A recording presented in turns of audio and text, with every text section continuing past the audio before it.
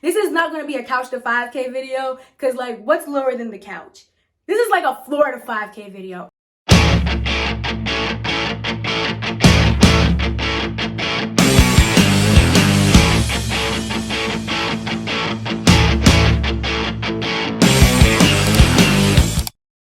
Hi everybody, it's Lauren Brown, also known as Raggedy Royal on Instagram, Twitter, TikTok, and now YouTube. And today we're going to be talking all about my run journey. This is not going to be a couch to 5K video because, like, what's lower than the couch?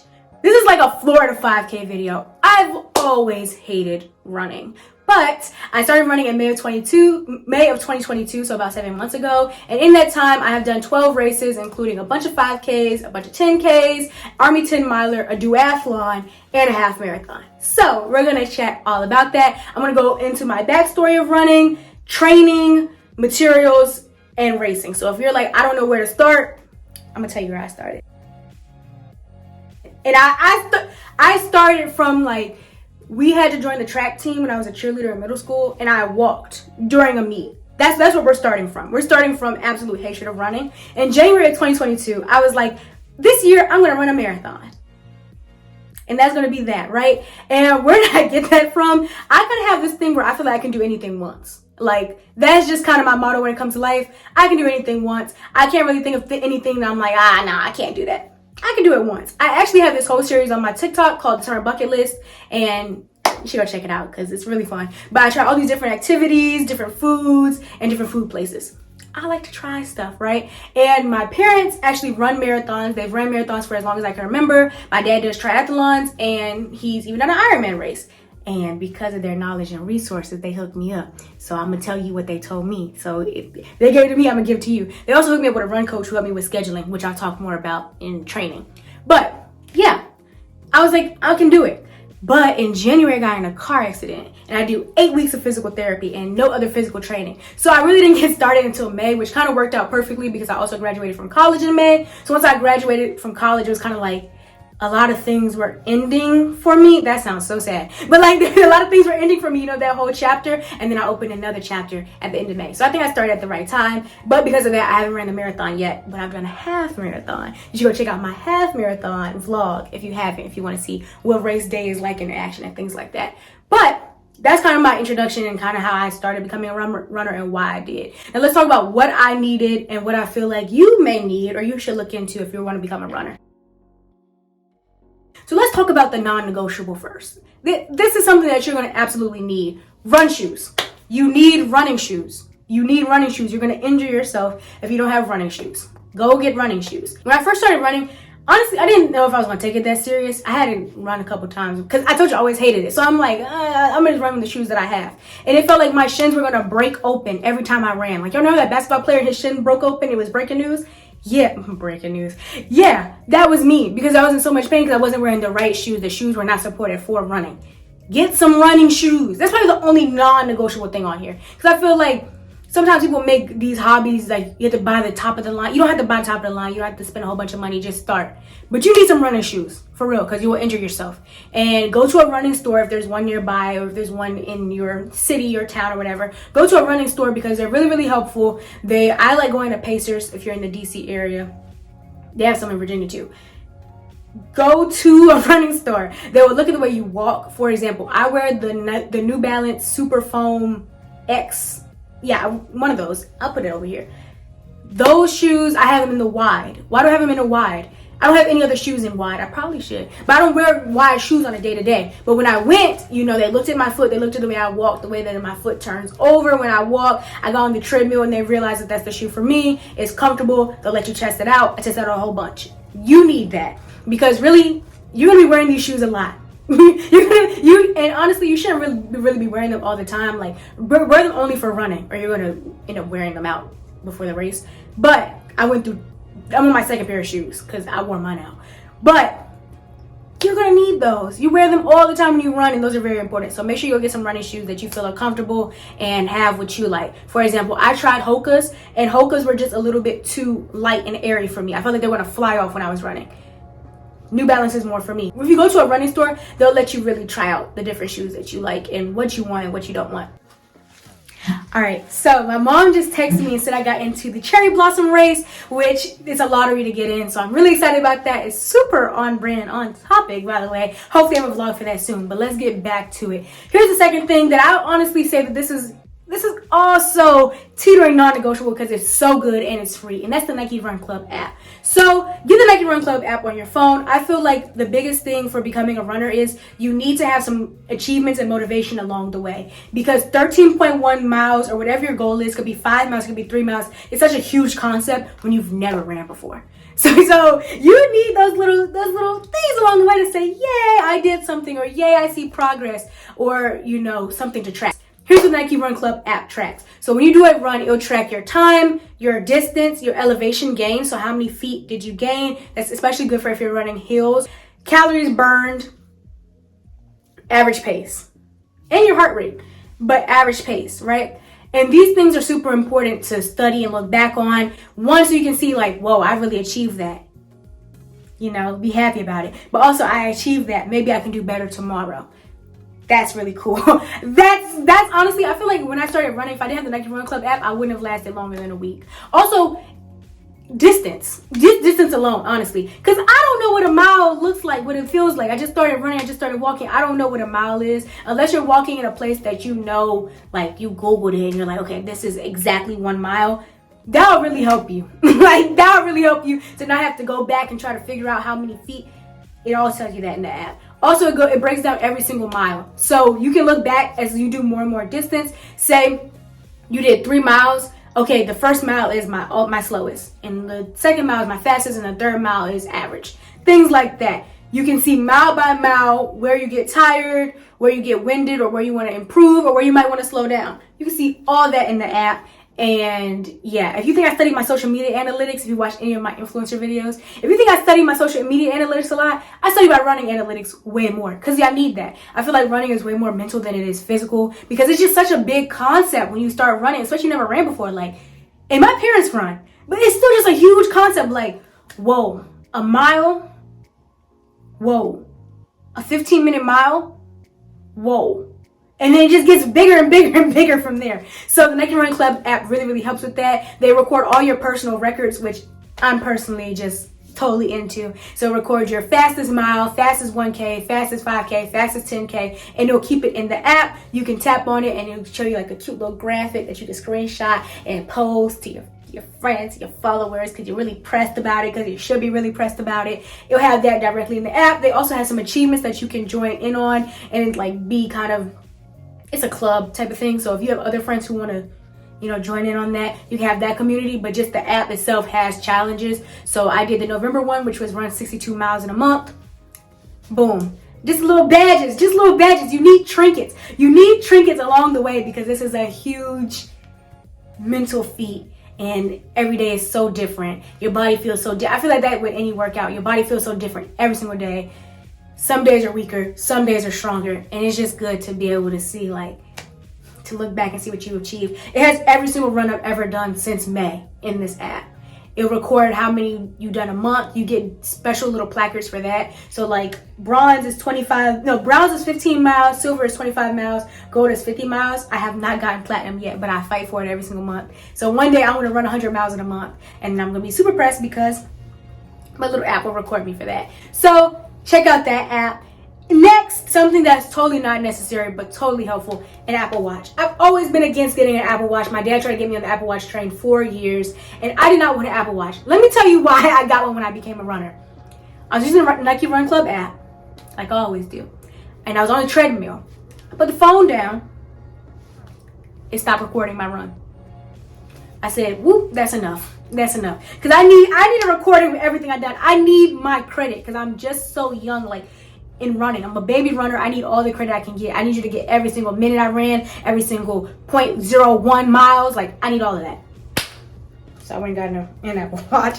But I will say, it has become way, way, way more helpful than just that app. Apple Watches have rings, right?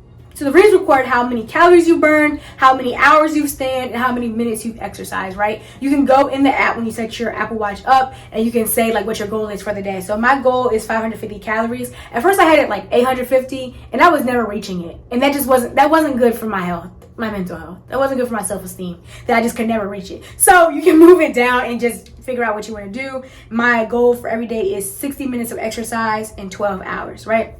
Of standing. So let me tell you why the rings are very important, not just for running, because it's just good to look down and see that you've achieved something today. Once again, I'm trying to tell you, you need these achievements and trinkets and motivation along the way, because running is not necessarily easy for everybody. It wasn't easy for me, but these things help me be like, I had one win today. I closed my rings.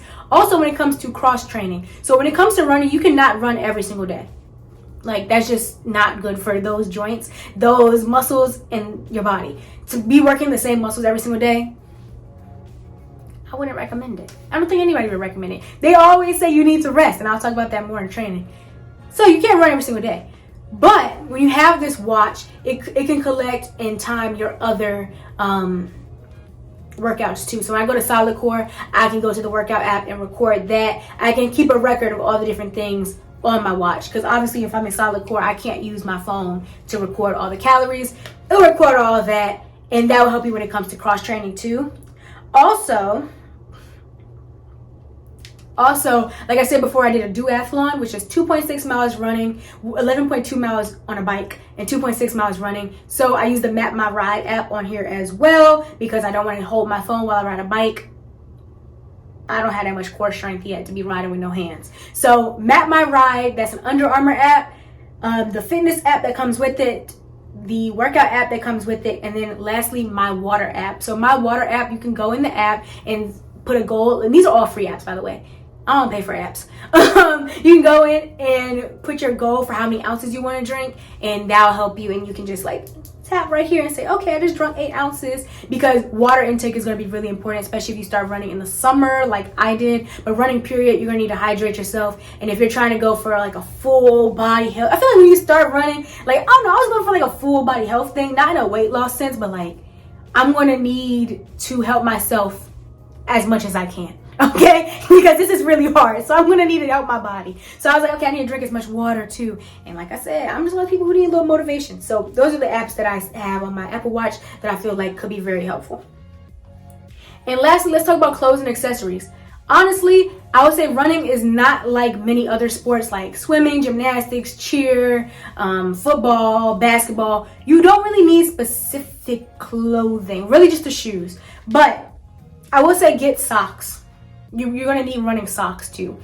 That helps as well. But you can get running socks off of Amazon. I got like a pack of like 30 Saucony socks, Saucony. I always pronounce it wrong. I don't know.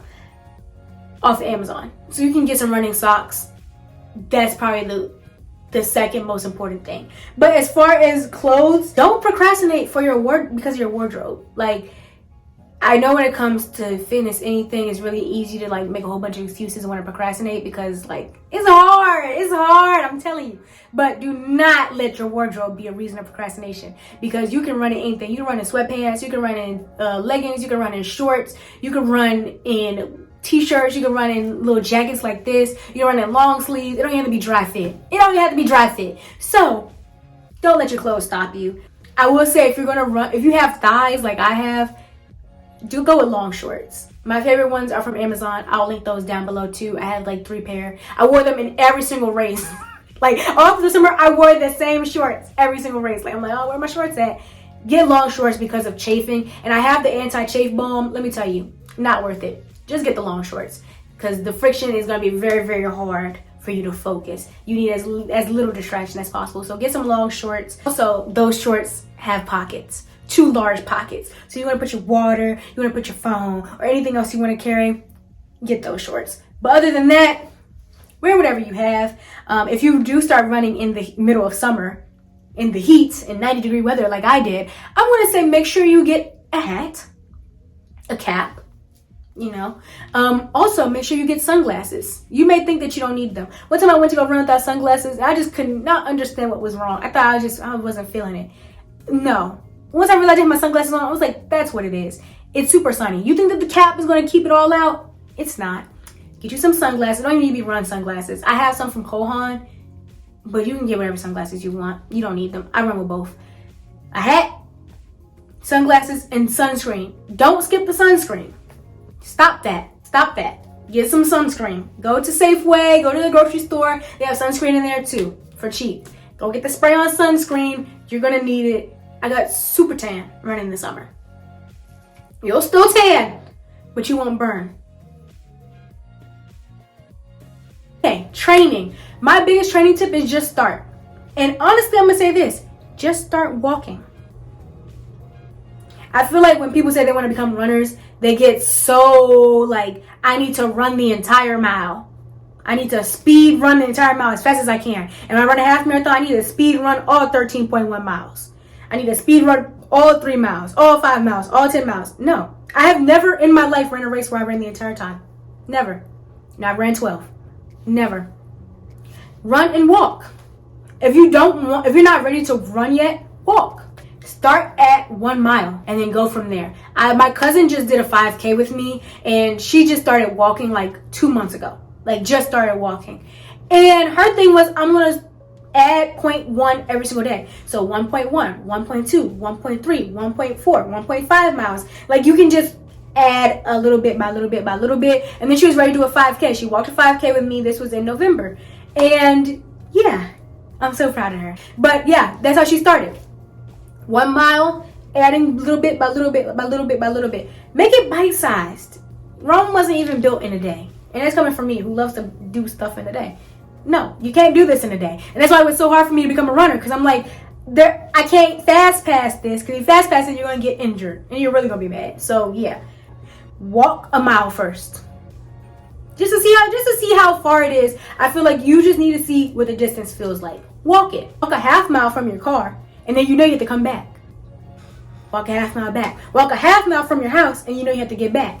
Start out with walking. If you just are really, really scared of running and you're like, I really just want to move my body, start with walking. Then from there, you want to run and walk. For the half marathon, I think I did 4 minutes running, 2 minutes walking. 4 minutes running, 2 minutes walking. Also, having a little watch, the timer thing. The timer app, I'll be wearing this timer app out on race day. Be like, timer, 4 minutes, timer, 2 minutes, timer, 4 minutes. But yeah, set a timer up. Run a minute, walk a minute. Although I wouldn't recommend that because it's just like really hard to do the 1 minute, like, because once you're in it, you're like, I could keep going. So run 2 minutes, walk 2 minutes. Run 2 minutes, walk 2 minutes. I did that for months. Yeah, but don't scare yourself and think that you need to run as fast as you can the entire distance. Your first runs. Like, that's a good way to get discouraged. You're also going to need walking when it comes to those rest days. Because if you're running as fast as you can every single day, running for speed, your body's going to get tired. You need some walking so you can actively recover, move around a little bit, but not too much. So that's my first tip. Just start. Now, once you start and you're like, okay, I want to do better. I want to get stronger. I want to go to the next level. I was running this 3 mile park for like a month and a half, maybe 2 months straight. That's it. All I would do is just run this one flat 3 mile park. But once I got a run coach who did my scheduling, that's what he did. I had to diversify my runs. He had me doing a distance run, then a run on the hills, a run on the tracks, and then a walk every single week. So running on the hills, that'll help you with strength. Running on the track will help you with speed. So diversifying your runs. Also, if you just want to run for pleasure, like you don't want to run races, you're not trying to get super strong or super fast, still switch up where you're going, because you'll learn to resent this one space that you're always at. Try going different places. Switch up the scenery. Don't let it get mundane. Let it be fun and fresh. But yeah, diversify where you're running or diversify the type of running you're doing. I almost died the first time I ran hills. It was bad. And I almost died the first time I ran tracks too. I did not want to do that. And some weeks I dodged some of those because I did not like it. But at the end of the day, it made me a stronger runner when I was running on those flat race paths. I'm like, okay, I ran a hill and I ran the track. loop, loop, loop, loop, loop, like a little machine. So I was ready for a race. So diversify your runs. Let's talk about food. Because everybody always wants to ask me about food. So when I was running races, when I first started, I did not do any fried food or any spicy food. Not because I was trying to change my entire life. I'm not one of those people who's like, I want to change the way I eat. Like, I need to change. I'm not one of those people. I believe food is love. Be happy and eat. However, I was starting to run and I was noticing that I didn't have the natural ability and talent that some may have. So I don't need to make this worse on myself. And that's why I stopped eating hot chips and fried food. Because I'm like, I'm already struggling. I don't need to make it worse. And hot food, spicy food will literally make it so hard to breathe. I had some Funyuns recently and I got home for my run and I laid on the floor and I needed the ceiling fan. I needed some air. I thought I was gonna die. It was horrible. Yeah. Stuff the hot Cheetos and the hot Funyuns where you're trying to run. It's only gonna make it worse. Especially when you just started. It's only gonna make it worse. And fried food was just like really heavy and it would just make it worse. That's why I stopped eating those certain foods during that time. I also stopped drinking anything that wasn't water.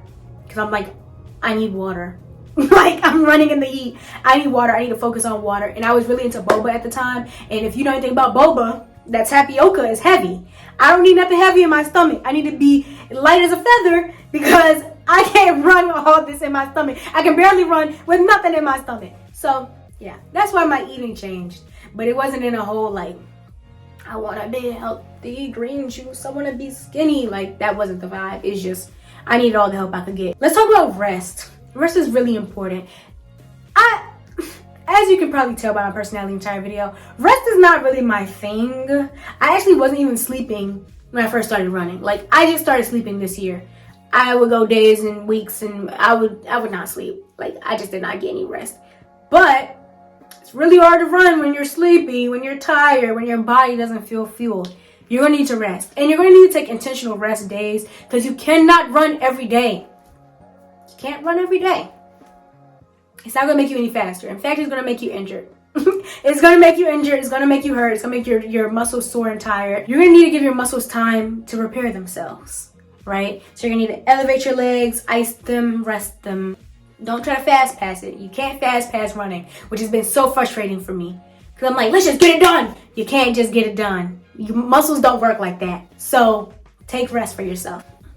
And lastly, outside training. When I first said that I was going to run a half marathon, I was told that I was going to need to cross train. I did not want to hear that. I did not want to hear that. Like, if there was anything I did not want to hear, it was that. Because, why? Do I need to cross train? I'm just starting running. Why do I need to add all this other stuff? It helps. One, like I was saying earlier, if you're doing the same thing every single day, it can start to get mundane. And your attitude towards it may not be so fun and fresh, especially if you don't even like running. So it's like, I have to run every single day, like, ugh. Second, it's going to help you strengthen those muscles that you're going to need to run. It also makes you more well-rounded. Running is not just your legs. You need your core. Your core is a big thing when it comes to running. And then sometimes I be pulling my upper body. When my lower body gets real tired, I be pulling my upper body into it so I can kind of like pull from other muscles in my body. The reason why I can do that is because I do outside training. So let me tell you about what I've done. I bought a bike in June. When I graduated, I was just doing a lot of stuff. But I'm so glad I did because I did a duathlon with that same bike. But I got a bike just for leisurely riding, just so I can close my rings and I can have something that's not super high impact, super hard. It's something I actually like and enjoy doing. So I got a bike. I got a bike. I can also ride it in that same park that I was talking about that I always went to. I could ride in that park. It was great. I call those like my cruise workouts. So on my bike, I'm like, ooh yeah, got a good playlist. Ooh yeah, that's nothing you're gonna need. A good playlist. Ooh yeah, yeah. And then I got a solid core membership. So I have been to 51 solid core classes this year. So many side quests. I'm a woman of side quests. This is, I love my life. I love my life. But I went to solid core, which is Pilates based strength class, and I have a video up on that at the same time because yeah, people always want to know what that's about. But I go to those classes and we work on our inner thighs, outer glutes, core, obliques, biceps, hamstrings, triceps, all those things. And yeah, it really helped. For example, I didn't skip hamstring day before my half marathon. I was going to hamstring day like. So when I finished my half marathon, I wasn't as sore. And my hamstrings didn't feel like when I first ran a 10K. And I was like, oh my gosh. When I ran one of my 10Ks, I was like, I don't know if I'll like recover. I can't move. My 10 miler, I don't know. But once I got to my half marathon, since I did more and more cross training, those muscles were a little bit stronger and they were easy. It was easier to bounce back after my later races than in my beginning races, where it's like, I'm out of commission, y'all. I don't know, but I still hamstring day, so I'm like, yo, I could walk a mile after that. That was, yeah. So go ahead and cross train. Find something that you really enjoy doing. For example, I hate the gym. You're not gonna catch me in the gym. I don't like that. So I didn't choose that when I came to cross training. I didn't choose to train myself or try to go to the gym. I went to some things and I figured out what I liked. So I went to Solid Core, and yeah. Let's talk about racing. So racing and running are two different things, because you can run without racing. You can run every single day and never run a race. I like to race. That's where I like to do. People are like, oh, you love running? Not so much. I love medals. Okay, let's not get it twisted. If you want to start racing, you don't know where to start with the 5K. They're 3.1 miles. Also, a 5K usually allows people to walk. There's usually always at least one walker in a 5K. Sometimes they even let you bring strollers and dogs. Find a 5K. Usually races are for good charities. I know I run with Bishop Events, and it's always for a charity. So 5Ks are usually like, you know, your walks for different illnesses, your walks for the homeless, your walks for disenfranchised communities. Find a 5K. It'll help your community. And it's usually a very, very welcoming environment for people who are, you know, walking or running a little bit slower. Don't go out there and try to run a longer race and you have no training. Don't do that. Only YouTubers do that. Only YouTubers don't do that. Only YouTubers do that for videos and for clicks. Don't go do that, because a lot of these places have time cutoffs, and then you're really gonna be like, also you could hurt yourself.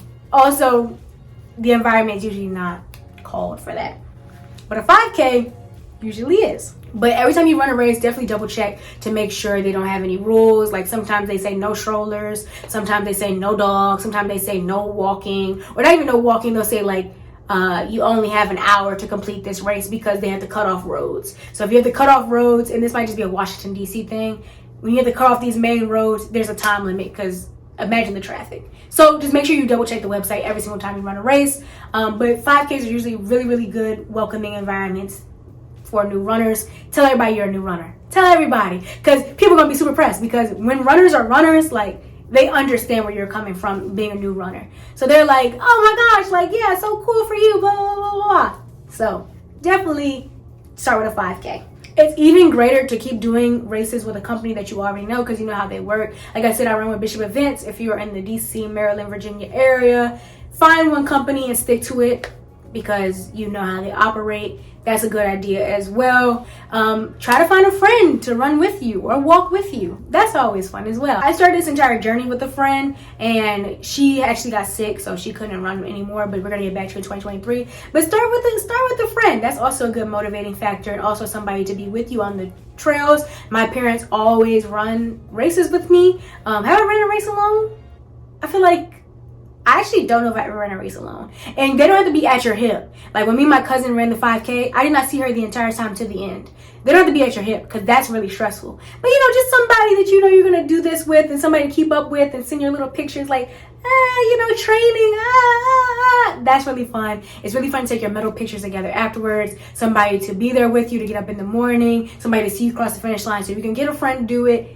This is fun, because you're at the starting stage, and get somebody who's also at the starting stage, and that's really fun. And when it comes to racing, I would be totally remiss if I did not tell you this. Of course, you know, you only want to worry about yourself, and your personal record is the only time they're trying to beat, and you're not in competition, right? But we are humans, and it's a human emotion to feel away when you get passed up and you come in last. I have come in last a bunch of times. The times I haven't come in last, I'm still either near it, or my parents came in last because they ran with me and they don't let me come in last. Coming in last is a true possibility, and it's something that's going to it's going to be a little taxing on your mental. Even if you say it's not. Imagine you running a race with 300 people and 299 people have passed you. Like, just imagine that. But what is really important to keep in mind is that you're only running against your personal record. You're out there with people who have ran for 30 years, people who have been in the military, people who have been professional athletes, people who have ran in high school and middle school and elementary school and they've ran forever. You're also out there with new runners who are just faster than you. And that is a reality. So it's really important to try not to compare yourself. Obviously, it's a human emotion. I'm not going to sit here and be like, don't compare yourself to anybody. You're in a race. Everybody's passing you. I know you feel that. But only run against your personal records, because if you try to run against everybody there, you don't know their story. You don't even need to know their story. You know your story, and your story is that you need to beat your time from last time. Or you don't. Or you don't. Or you're just out there to complete. You get a medal either way. Only run races that give medals, by the way. I don't run no race that don't give a medal. T-shirt, optional. Medal, I'm gonna need one of those. My last thing to leave you with is sign up for a race. It is the biggest motivator. I think I said this before, but I have to hone in on this. It's the biggest motivator. It's the easiest thing. Like, I signed my cousin up for the 5K and she did not want to do it, but you're already signed up. So you don't have any choice but to train for it, train to it, and succeed. And she was very excited. She got her medals. I actually ordered some custom medals because I didn't think they were going to have medals at the place, but they ended up having medals at the place. So she got her custom medal that I made for all of us, me, her, and my aunt, and then the medal for the race. She got 2 medals. It's done. She can say she did a 5K all because I signed us up first. If I just sat there and was like, oh, we should do it, it's just a concept until you sign up and you pay your money and you register. So register for a race and just wow yourself. Surprise yourself with what you can get done. So yeah, that's all about my run journey. Check out my half marathon vlog. Check out my running Q&A, because y'all asked me some questions on my Instagram and this video is too long at this point. So check out my running Q&A and check out my TikTok to see more about my running. I do a lot of day in my life videos on race day. So if you want to see race day in action, go check out my TikTok. Check me out on Instagram for, updates and things like that. Actually, what I do in the real life for my real day job is makeup. I try to go for a real natural face. I think this is one of the most natural faces I've done, because I'm like, I can't come on here full glitzed out to talk about running because it just don't match. So I was trying to look official. Let me know down in the comments if I achieved it. Let me know in the comments any thoughts that you have. If you've been inspired to run, I feel like that is the craziest thing, that people are inspired to run. Because 8 months ago, I would have never thought that people were inspired to run races off of me. So let me know if you're inspired to run. Let me know what your goals are. Any questions you have, let me know down below. Please hit the like button and subscribe for more videos like this. Let me know if you want to know any more running content, any other running videos that you want to see. I had some time, so let me know. And yeah, thank you so much for watching. I'll see you in the next one. Bye.